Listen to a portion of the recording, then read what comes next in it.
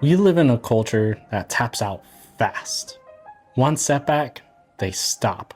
One disappointment, they disappear. But kingdom living was never built on comfort.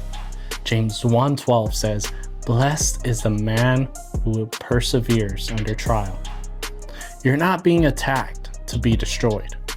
You are being refined to develop resilience. The problem isn't the pressure. It's that many Christians never built the grit to withstand it. And that grit, it doesn't come from hustle. It comes from faith. Welcome to The Furnace. This channel exists to give men the permission to do the hard thing that leads them closer to God to leave an impact in their world. Hey, if you've been struggling to stay consistent in your walk with God, your workouts, or just showing up with purpose each day, I made something for you. It's a free 7-day discipline challenge PDF. Each day gives you a clear task that hits your faith, fitness, and mindset, all grounded in scripture. No fluff, just real action. You can grab it below and start today. The difficulties in life aren't meant to keep us down. They're meant to grow us up. This next truth may explain why you've been feeling spiritually exhausted. Grit is grown in pressure, not comfort. Resilience begins with identity, not emotion. Who are you in the middle of your circumstance, in the middle of your discomfort or pressure? Because if you're a child of God, you're gonna stand firm through whatever circumstance it is. But if you're just another person that's being attacked, you're gonna be a victim. You're gonna allow whatever happens to happen and be defeated by it. Romans 5:3-4 says, "Suffering produces perseverance." The suffering is something we are called to do as believers, but it produces perseverance. It produces long suffering, patience, and in some translations, perfection. If you don't know who you are, you'll let pain define you. We need to know that we are created in the image of God. And guess what? God is not moved about by the winds and waves. He is steadfast. He's the rock. And if you believe that you were made in His image, you'll be that rock through that circumstance. Not from your own power, but because that's what God created you to be. Grit starts with remembering whose you are, and you are God's. You are made in the image of God. You are the one that He chose to die for, because He did.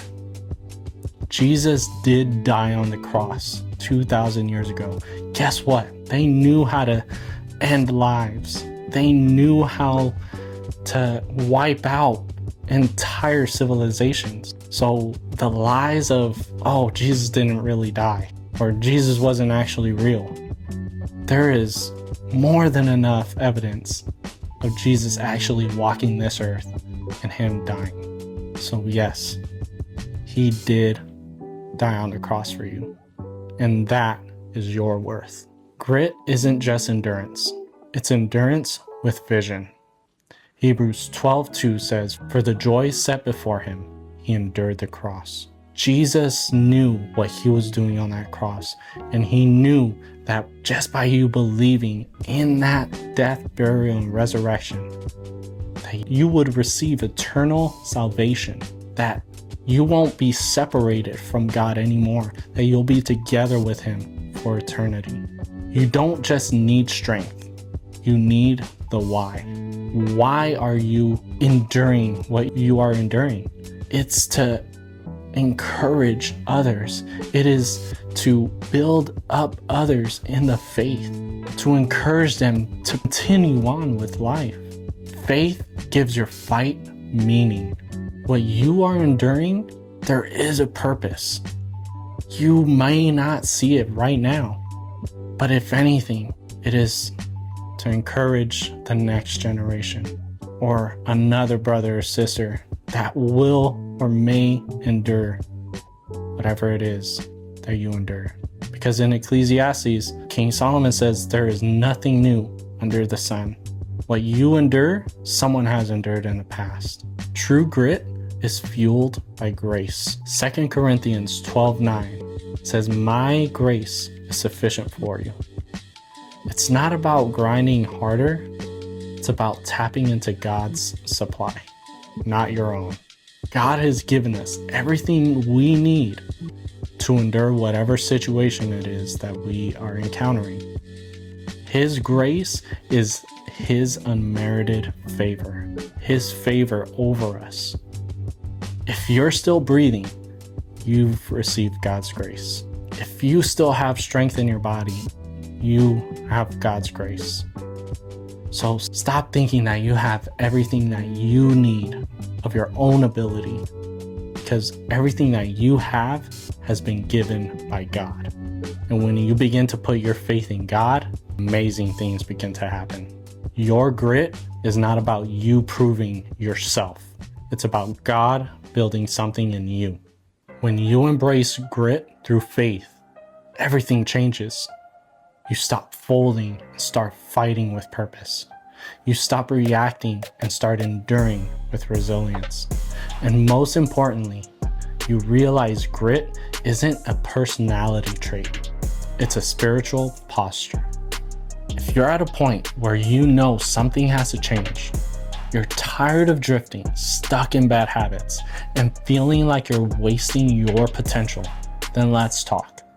I work with Christian men one-on-one to help them build daily discipline, kill the stuff that's draining their soul, and start leading with purpose again.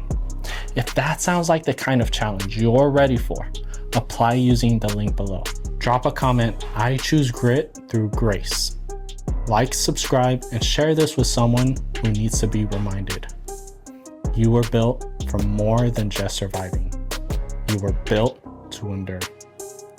I hope this word found you well. Be blessed.